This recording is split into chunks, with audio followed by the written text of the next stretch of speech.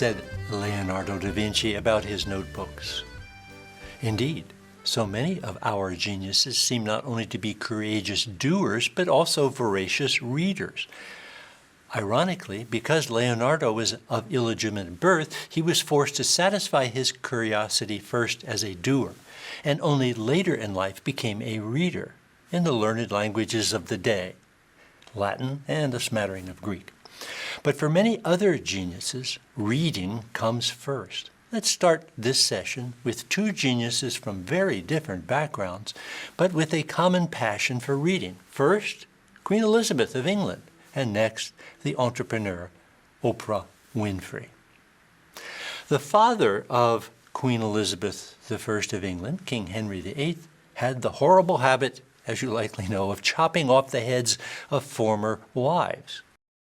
But unusual for the day, King Henry made sure that his children and heirs, even his two girls, Princess Mary, who you see on the right here, and Elizabeth, whom you see on the left, they received a fine education. Elizabeth, who eventually became Queen Elizabeth, studied philosophy, history, ancient literature, the early Christian fathers, and the writings of the Reformation theologians. When she was 17, her Oxford tutor, Roger Ascham, said of his star pupil, quote, "The constitution of her mind is exempt from female weakness." Note the bias here. "And she is endued with a masculine power of application. No apprehension can be quicker than hers, no memory more retentive. French and Italian she speaks like English, Latin with fluency and propriety and judgment. She also spoke Greek with me, frequently, willingly, and moderately well." End quote. Wow. Notice in this portrait of her, here as a teenager, Elizabeth is not only holding a book, a traditional symbol of a learned person, but is also standing next to a lectern supporting an open book. 3 hours a day of reading was Elizabeth's standard. In 1585, during the Queen's annual address to Parliament, Elizabeth's learning shone forth when disputing a point with the men. "I must yield," she said to the members of Parliament, "this to be true, that I suppose few, that be no professors, have read more than I." End quote. And she was probably correct. Why do we read? Well, to acquire information that can lead to knowledge, wisdom, and authority, and maybe even power. As Elizabeth's courtier, the philosopher Francis Bacon, said, "Knowledge is power." We also read to expand our life experiences, thereby gaining insight into human behavior without having emotional skin in the game. And finally, we read because we are curious about the world and curious about ourselves. What might I be good at? What might ultimately be my true calling in life? Who might be a good role model? And how might I emulate that person? Here's what American entrepreneur Oprah Winfrey said in a Variety magazine article of 2015 about reading. "Reading matters because it's an open door to a real life. And you can't get through this life without it and succeed. It's an open door to discovery and wonder and fascination and figuring out who you are, why you're here, and what you can do.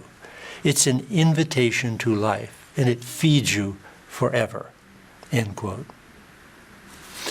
Why is Oprah Winfrey seemingly a transformative genius?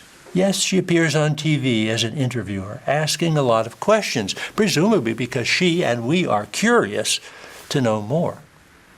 But in my mind, Winfrey is a game changer because of Oprah's book club.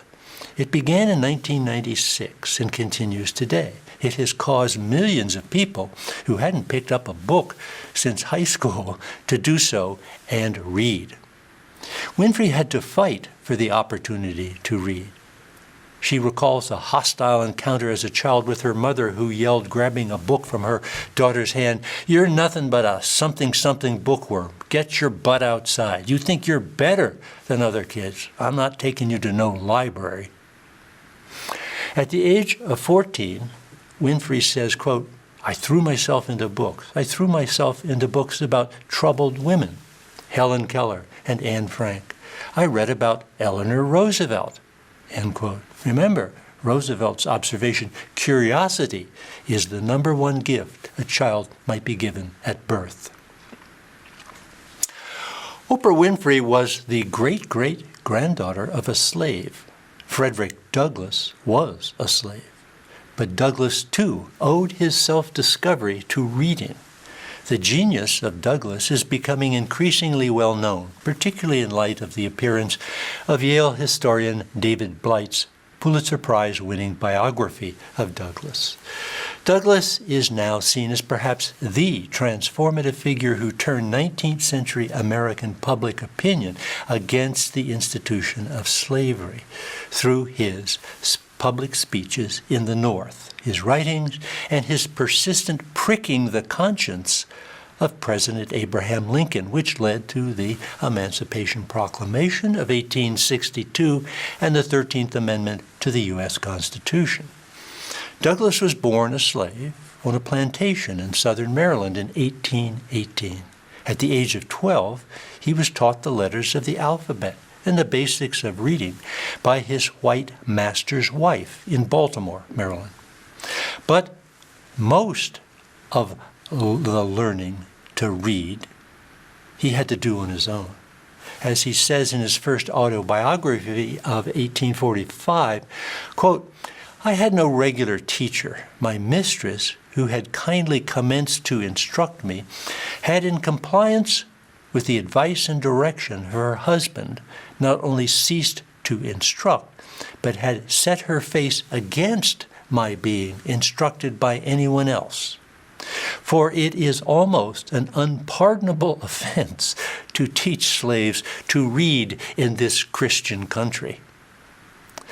End quote. Of necessity, Douglass, too, became an autodidact.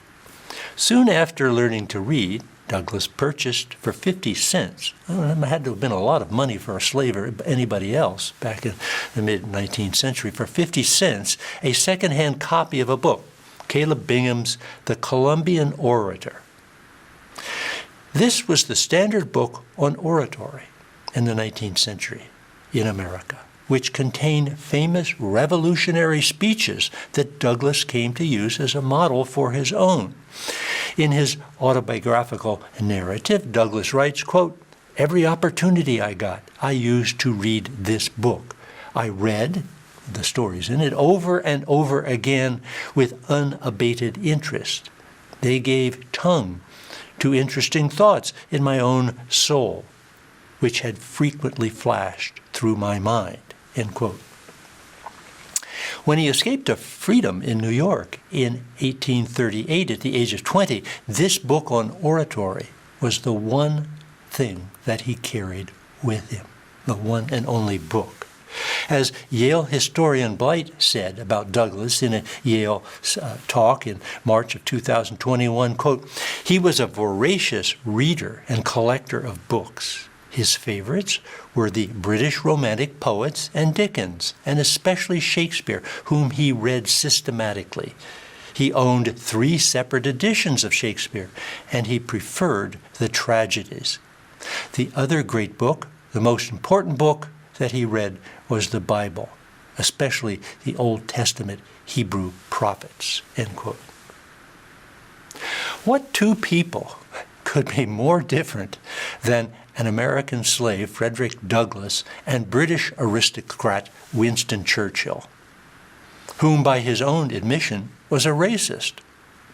Douglass was born with nothing, a rare exception to my theory that geniuses come from the middle class.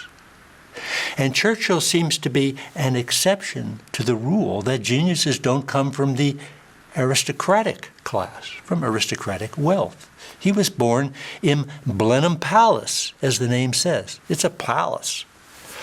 The strange thing is, they both, Douglass and Churchill, owed their journey of self-discovery to reading and the desire to know what they didn't know and to find out what they might become. And Churchill wasn't quite as wealthy and privileged as the name Churchill from Blenheim might suggest. Throughout his adult life, Churchill had to earn his own way financially, and his childhood was anything but happy. His father, Lord Randolph Churchill, thought son Winston learning disabled and rarely talked to him. Indeed, more than one historian has concluded that Lord Randolph simply loathed his son. Sent off to boarding schools, including the prestigious Harrow, Churchill annually finished dead last in his class. His academic performance was so poor that he was precluded from entering the more challenging courses in Latin and Greek. How do you go from being the class dunce, as Churchill called himself, to the protector of Western civilization, as observer called Churchill during World War II? From a poor linguist not allowed to enroll in Latin and Greek classes to publishing more pages than Dickens and Walter Scott combined and winning a Nobel Prize for literature. Obviously, you can learn on your own. Churchill never attended university.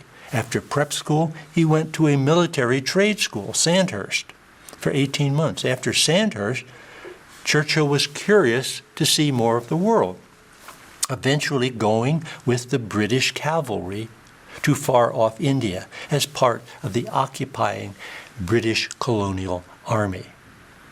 Here's what Churchill wrote in his autobiography, My Early Life. Quote, "It was in 1896, when I had almost completed my 22nd year, that the desire for learning came upon me.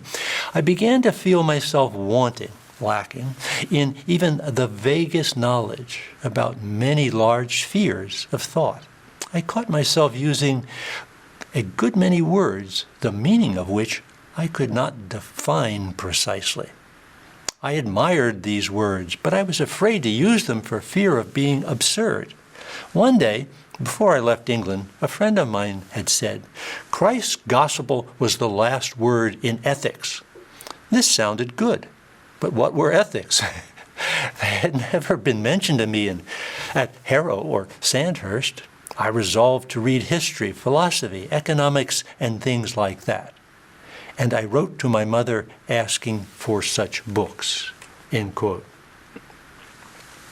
So during the heat of the afternoon in colonial India, Churchill read Edward Gibbon's 8-volume Decline and Fall of the Roman Empire and devoured all the English historian Thomas Macaulay's works, and then plowed through Schopenhauer, Malthus, Darwin, Aristotle, Plato, and Adam Smith. He kept as many as 4 books going at a time and read them for 4 to 5 hours a day. In the same autobiography, Churchill makes a provocative statement. Boys in their late teens should not go to college. Churchill didn't even consider that girls might go to college, but should learn a craft, do manual labor, and let off steam, as he calls it. Then, he says, quote, "It is only when they are really thirsty for knowledge, longing to hear about things, that I would let them go to the university." End quote. Well, Churchill liked that idea, but he says he realizes that the parents of the day would force him to drink hemlock. But at least now, because of reading, Churchill knew what that meant. Finally, another modern-day genius who reads a lot. Elon Musk, the CEO not only of Tesla, but also the principal of Solar City, SpaceX, etc., etc., etc., said his brother Kimball about Elon Musk as a 10-year-old in Pretoria, South Africa, quote, "It was not unusual for him to read 10 hours a day. If it was the weekend, he could go through 2 books in a day," end quote. His favorites were fiction and science fiction writers J.R. Tolkien, Jules Verne, and Douglas Adams, author of The Hitchhiker's Guide to the Galaxy. Musk himself said about his reading habits in the 3rd and 4th grade, "I ran out of books at the school library and the neighborhood library. I tried to convince the librarian to order books for me. So then I started to read the Encyclopedia Britannica. That was so helpful. You don't know what you don't know. You realize there are all these things out there, end quote. Musk's mother used her son as if he were one of those Amazon Alexa machines. When an answer was needed around the Musk house, she would say, well, go ask Genius Boy. When Musk himself was asked how, as a business school graduate, he learned enough about rocket science to help draft the booster designs for his SpaceX rockets, he answered quietly, I read a lot of books. Young Musk read the Encyclopedia Britannica. Young Isaac Newton read Jonathan Bates' The Mysteries of Science and Nature. Young Albert Einstein read Aaron Bernstein's Popular Science. Martin Luther King Jr. read Frederick Douglass. Frederick Douglass read Shakespeare, and so did Beethoven. Shakespeare read Chaucer. No professor read more, said Queen Elizabeth. It's an invitation to life and it feeds you forever, said Winfrey. If highly successful people and geniuses have one thing in common, it may be that they are all curious and they all are voracious readers.